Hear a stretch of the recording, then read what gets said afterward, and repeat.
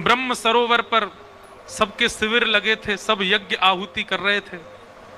तो द्वारिका के भी सब लोग आए और ब्रज के भी लोग आए, लेकिन ना तो ब्रजवासियों को पता था कि द्वारिका लोग आने वाले हैं और ना द्वारिका के लोगों को पता कि ब्रजवासी आने वाले हैं। वहां आकर के आपस में पता चला, ओहो मधुमंगल श्रीदामा सब बड़े बूढ़े हो चुके हैं अब, पर ठाकुर जी हमारे 16 वर्ष के ही हैं अभी भी। बंधुओं देखो, भगवान का पुत्र 50 वर्ष का, भगवान के पौत्र मतलब पुत्र के पुत्र 25 वर्ष के, और दादाजी श्री कृष्ण 16 वर्ष के। भगवान का नाती 25 वर्ष का है, पुत्र 50 वर्ष का है और भगवान स्वयं 16 वर्ष के हैं। जब तीनों निकल करके आते हैं, सफेद दाढ़ी, सफेद बाल, सफेद मूंछ है प्रद्युम्न की, आकर के भगवान को प्रणाम करता तो ऐसा लगता कोई वयोवृद्ध बालक को प्रणाम कर रहा हो। ठाकुर जी कहते हैं सुखी रहो, प्रसन्न रहो। पिताजी हैं, 16 वर्ष के ही रहते, ठाकुर जी उससे बड़े नहीं होते। ठाकुर जी को कभी मूंछ नहीं आती, कभी दाढ़ी नहीं आती। ठाकुर जी के अंग प्रत्यंग कभी हमारी तरह विकसित नहीं होते, वो सदा कोमली बने रहते हैं ठाकुर जी। मधुमंगल श्रीदामा सबको पता चली, ओ भैया लाला हुआ है यहाँ पे। ठाकुर जी रत्न सिंहासन पर बैठे हैं और बड़े बड़े वेदज्ञ ठाकुर जी की अर्चना कर रहे हैं। सूर्य ग्रहण का समय, तभी ठाकुर जी ने देखी वयोवृद्ध कुछ लोग बड़े आस भरी दृष्टि से ठाकुर जी को देख रहे हैं। ठाकुर जी देख करके समझ गए, बोले अरे जी तो श्रीदामा मधुमंगल। ओहो, ठाकुर जी देखते कूद पड़े अपने आसन से, लिपट गए उनके अंग से, सब वयोवृद्ध जैसे हो गए। ठाकुर जी को अपनी गोद में ले रहे हैं, लाला तू तो अब नेक्सो सही है। ठाकुर जी बहुत रोए, बोले सब आए हैं यहाँ पर? बोले हाँ। यशोदा मैया भी आई हैं? बोले हाँ। तभी श्रीदामा कान में बोले, लाला श्री जी भी पधारी हैं। सबका भाव सुन के ठाकुर जी तो भूल गए अनुष्ठान सब कुछ। अब तो बस ठाकुर जी ऐसे छोटे बालक की तरह बिलकने लगे, मोए मिलनो है, मोए मिलनो, मैया ते मिलनो, मोए बाबा के पास जानो है। कहां एक क्षण पहले राजाधिराज द्वारिकाधीश बनकर के बैठे हैं, एक क्षण पहले बड़े बड़े राजाओं की पंक्तियां सामने पुष्पांजलि कर रही है, एक क्षण पहले वेद साक्षात सामने खड़े होकर के हाथ जोड़ के खड़े हैं। ब्रजवासियों को देखते ही ठाकुर जी नन्हे से बालक बन गए। तभी यशोदा मैया आई, 2 गोपियां पकड़ करके ला रही हैं। यशोदा मैया बहुत वृद्ध हो गई हैं, नेत्रों से दिखाई नहीं देता अब। ठाकुर जी ने जैसे ही यशोदा मैया को देखा, आज 100 वर्ष बाद यशोदा जी ने अपने लाला को, लाला ने अपनी मैया को देखा। ठाकुर जी लिपट गए चरणों से, मैया ने उठा करके अंक में भर लिया। ठाकुर जी से कहने लगी, मेरो लाला, मेरो कन्हैया, मेरो कनुआ, इतने दिनों बाद आज मुंह को मिलो। ठाकुर जी गोद में लेट गए यशोदा मैया के और वक्ष को बार बार यशोदा मैया के वक्ष पर हाथ रखने लगे। बोले मैया मुझे बहुत वर्ष है गए, बहुत याद आई मैया, तू अपनो दूध पिवाए दे। ऐसा वर्णन करते हैं कि अति वृद्धा यशोदा मैया की गोद में जैसे ही ठाकुर जी लेटे, यशोदा मैया के वक्ष से दूध प्रकट होने लगा। 16,108 विवाह हो चुके हैं और हर पत्नी के एक एक पुत्र और कितनी पुत्रियां जन्म ले चुकी हैं। ठाकुर जी दादा बन चुके हैं और उस काल में यशोदा मैया की गोद में बैठकर के अपनी समस्त पत्नियों के सामने, द्वारिका के लोगों के सामने ठाकुर जी दूध पान कर रहे हैं। नन्हे से बालक बन गए, लिपट गए मैया से और दूध पीते पीते ठाकुर जी सो गए गोद में ही, मानो आज 100 वर्ष बाद नींद आई है ठाकुर जी को। अद्भुत है ब्रज द्वार।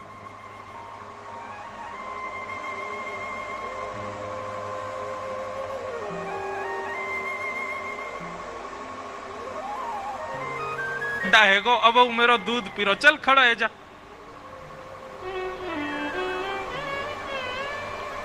ठाकुर जी नहीं छोड़ रहे मैया को। ना मैया, मैं तो उसे दूर ना जानू, वो तेरे पास ही रहना। तभी देव की मैया का आगमन हुआ। किसी ने जाकर के यशोदा मैया से कही, बोले मैया सामने से देव की मैया, राजमाता देव की मैया आ रही हैं, द्वारिकाधीश की माता जी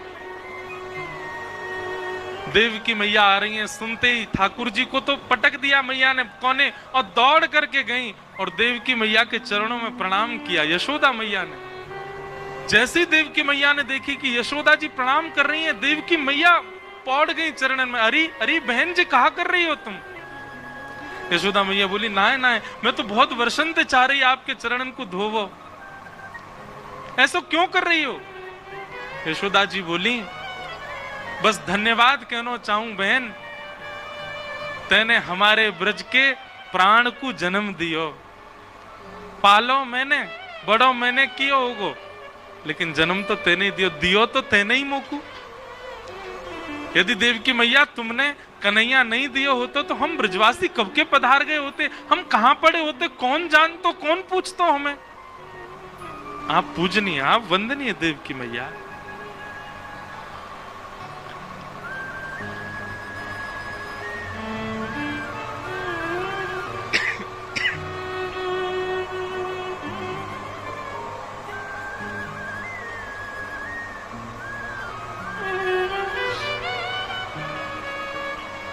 नंद बाबा वसुदेव जी का मिलन हुआ।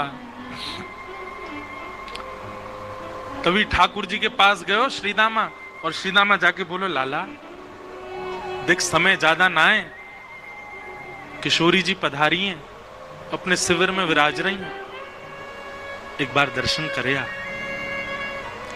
किशोरी जी पधारी हैं सुन करके ठाकुर जी तुरंत छुप करके वहां से निकल गए। यहां ललिता विशाखा आदि सखियों के मध्य में हमारी लाडली जी विराज रही हैं, और तभी बैठे बैठे अचानक बोल पड़ती हैं, ललिता जरा द्वार पे जाके देख तो, ऐसा लगता है शिविर के द्वार पे कहीं कन्हैया तो नहीं खड़े। विशाखा जी बोली, अरे नाय श्री जी, आप मत सोचो ऐसा, कन्हैया है कुरुक्षेत्र में ही, लेकिन वाकी तो बड़ी आराधना चल रही है, बड़े बड़े वेदज्ञ, बड़े बड़े ऋषि, बड़े बड़े महापुरुष वाक्य अर्चना कर रहे हैं, वो काय को आवे वो सब छोड़ करके। और हमने सुनी अभी सब ब्रजवासी भी वहीं चले गए, अब यशोदा मैया मिल गई होंगी, नंद बाबा मिल गए होंगे, सबरे सखा मिल गए होंगे, हम कहां याद होंगे वाकू, वो ना आवे गो। श्री जी ग्रहण को काल है, जाप कर लियो, प्रणाम कर लियो, अपना अनुष्ठान करके चले हम तो वृंदावन।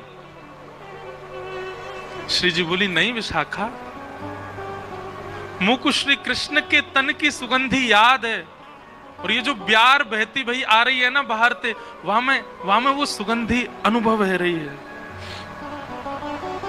तू जाके देख एक बार, कहीं द्वार पे श्री कृष्ण तो नहीं। ललिता जी ने जाकर के जैसे शिविर के पर्दे को हटाया, श्याम सुंदर घुटनों पर हाथ जोड़ करके वहीं बैठे। 100 वर्ष बाद श्री कृष्ण के वपुः का दर्शन करके, मुखमंडल का दर्शन करके नेत्र लाल पड़े हैं, नेत्रों से छोटे छोटे अश्रु बिंद ठाकुर जी के गिर रहे हैं।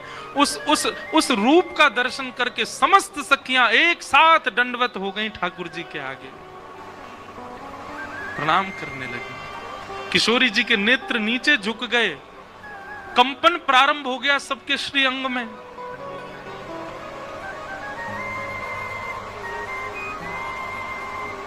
ठाकुर जी भीतर पधारे। किशोरी जी देख नहीं रही हैं ठाकुर जी की ओर, बस कुछ कर रही हैं, रखती कुछ हैं, उठाती कुछ हैं, कहीं चलती हैं, कहीं बैठती हैं, बेसुध सी हो गई हैं, बस नीचे निहार रही हैं, देख नहीं रही ठाकुर जी को। ठाकुर जी किशोरी जी को देख रहे हैं।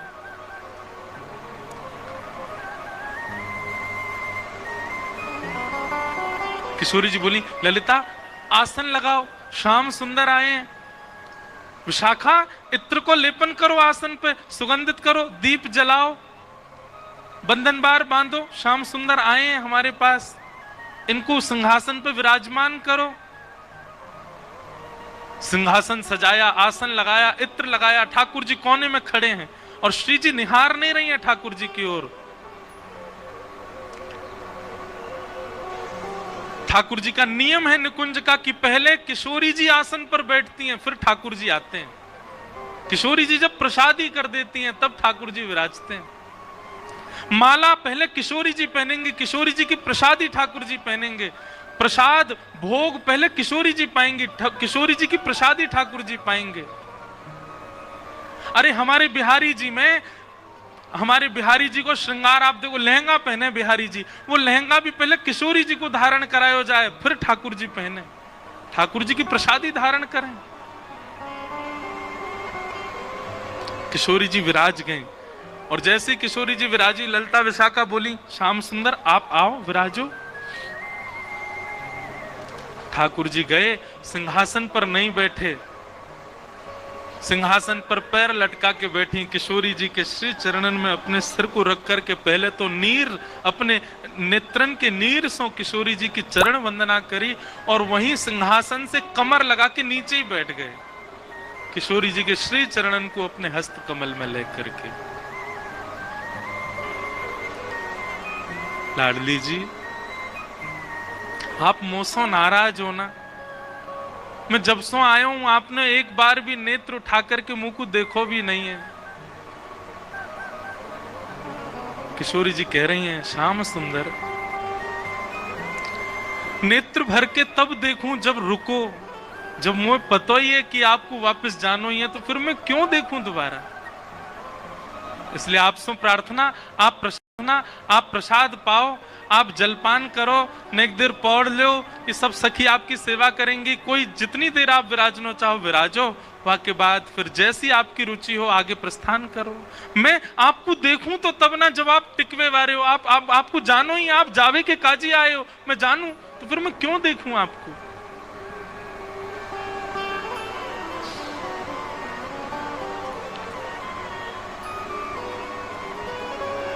ठाकुर जी ने तुरंत किशोरी जी के हस्त कमल अपने शीश पर रखे, बोले मुझको क्षमा कर दो श्यामाजू, या संसार के उद्धार के लिए, या संसार के कल्याण के लिए, कछु लीला संवर्धन के लिए मुझको ब्रज त्यागनो पड़ो, ब्रज से आनो पड़ो।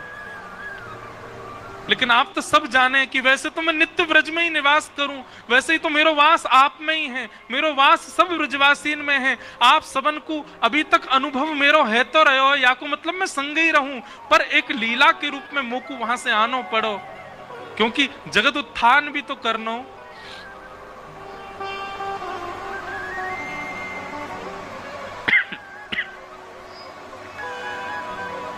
थोड़ी देर में ललिता विशाखा आदि किशोरी जी को सब समझाने लगी। किशोरी जी ने नेत्र ऊपर करके श्याम सुंदर की ओर देखा, देख करके भाव में चली गई, अपने हृदय से लगा करके गाढ़ आलिंगन किया और ठाकुर जी का जो स्वरूप था ना, वो स्वरूप हटा दिया। सीधा मुकुट पहना था, मुकुट उतार दिया, केश खोल दिए। किशोरी जी बोली लाओ सब श्रृंगार पेटी लेके आओ, आज द्वारिकाधीश को पुनः नंद नंदन बनानो है। सिर पर टेढ़ों से मुकुट धारण कियो है, पत्रावली को सुंदर श्रृंगार करके श्याम सुंदर को ब्रज के जैसे नंद जी हैं, जैसे लाला हैं, वैसा रूप धारण करायो। अपने नेत्रन कोई काजर लेकर के श्री ठाकुर जी के श्री नेत्रन में लगायो, पैरन में महावर लगाई, सुंदर घेराव पहनायो, पजम्मी पहनाई, ठाकुर जी के हाथ में सुंदर कारी कमरी प्रदान कर दी। वंशी जी ला करके जैसे ही ठाकुर जी को प्रदान करी, सब सखीन ने दंडवत प्रणाम करी। बोलो ब्रज के नंद के लाल की जय हो, रास राशेश्वर भगवान की जय हो। ठाकुर जी के नेत्र सजल है गए, बोले आज वर्षन बाद ये जय जयकार सुनने को मिली है। बोलो लाडली के लाल की, लाल की लाडली की, लाडली लाल दोनों की।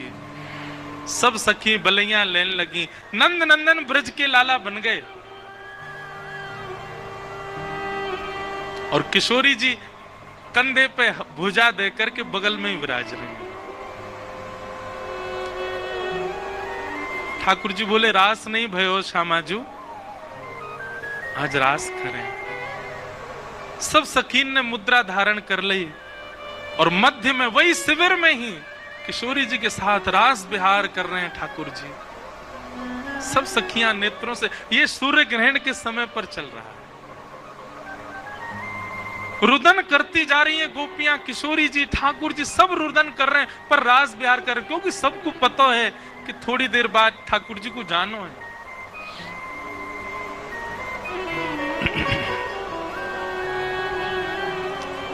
रास विहार कियो। रास विहार के बाद ठाकुर जी क्षमा याचना करने लगे। किशोरी जी आप बस मुझ को क्षमा कर दियो, कभी मोसो ऐसे नाराज मत रही हो।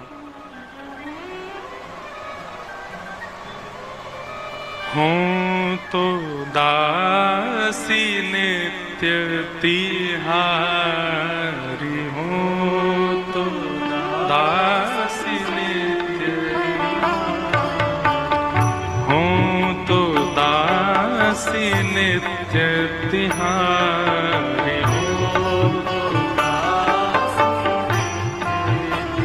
बंधुओं, ये पद श्री जी गा रही हैं।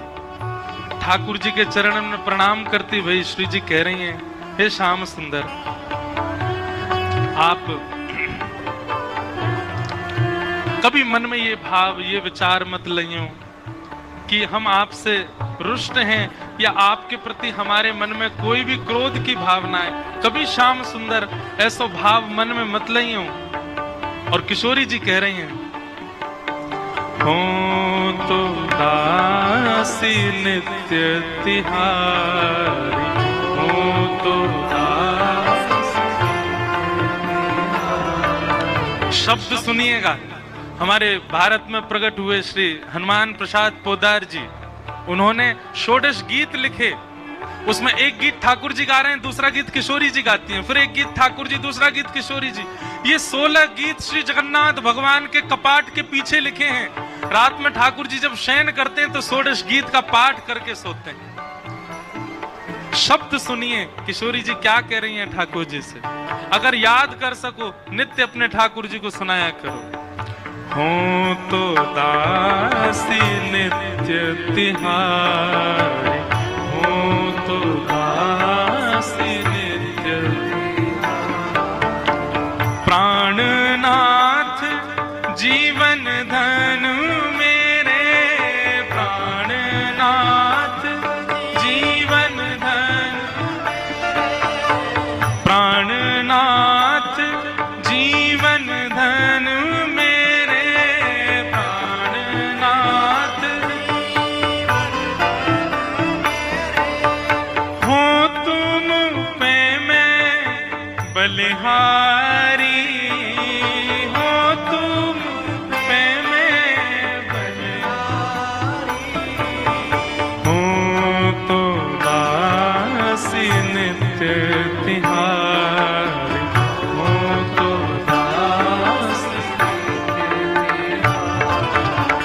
तुमरो सुख ही है मेरो सुख, तुमरो सुख ही,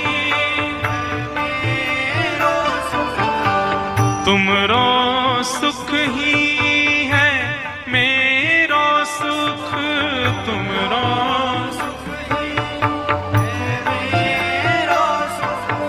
आन न कछु सुख जानो, और कोई सुख मुझे नहीं पता, आप सुखी हो वही मेरा सुख है नाथ।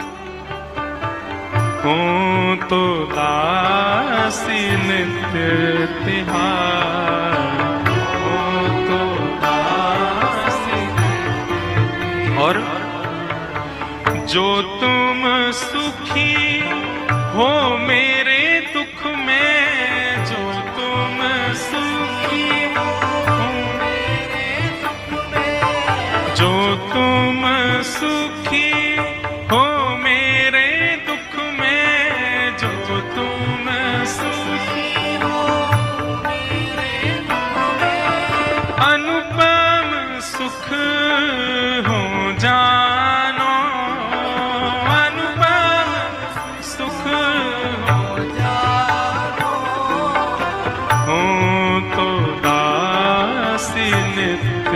तिहारी, हो तो दासी नित्य तिहारी, हो तो दासी नित्य तिहारी, हो तो दासी।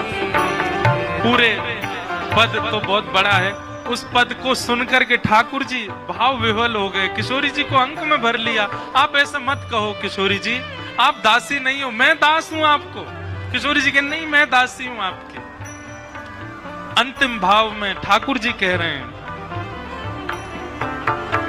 तुम मोहि प्राणेश्वरी हृदयेश्वरी, तुम मोरे प्राणेश्वरी, तुम मोहि प्राणेश्वरी हृदयेश्वरी, तुम मोहि प्राणेश्वरी,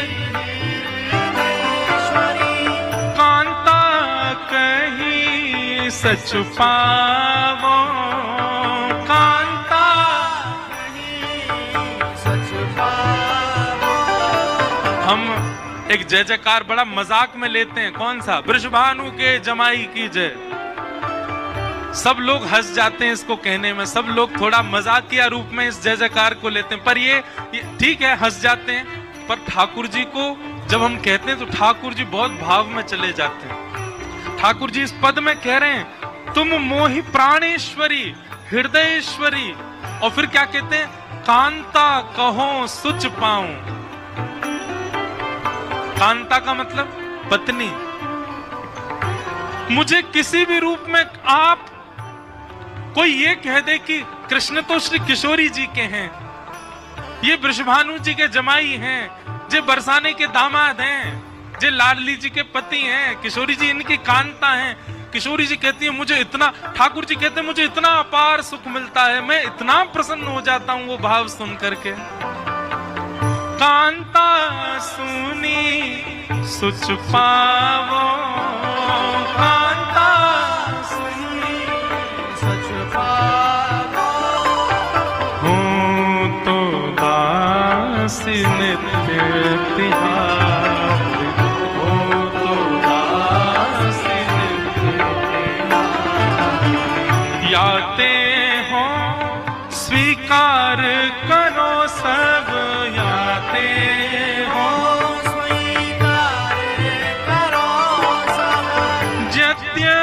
मन मन सकुचावो, यद्यपि मन मन सकुचावो।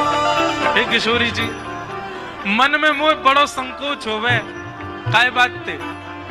आपको अपने बगल में खड़े करके आपको कांता बोलवे में मुझको बहुत संकोच होवे, पर मनी मन मेरो मन बहुत करे कि कोई यूं कह दे वृषभानु के जमाई की जय, कोई यूं कह दे श्री राधिका रानी के प्राण धन की जय, कोई यूं कह दे बरसाने के दामाद की जय। कोई भी रूप में आप मेरी कांता हो, ये भाव मुझसे कोई कह दे, मुझको बहुत अच्छा लगे। मैं कहूं भले ही ना, पर मेरे मन में बहुत सुख की अपार प्रसन्नता होवे जब कोई ऐसा बोले तो।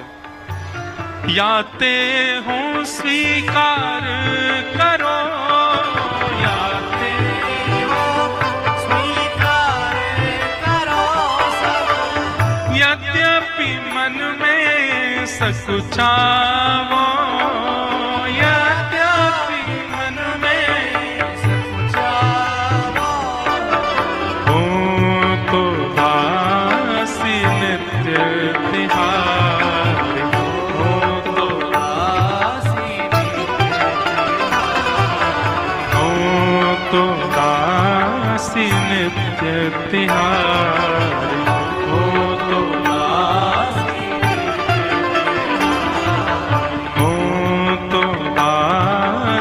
नित्य तिहारी, हो तो दासी। बोल रासेश्वर भगवान की। अच्छा।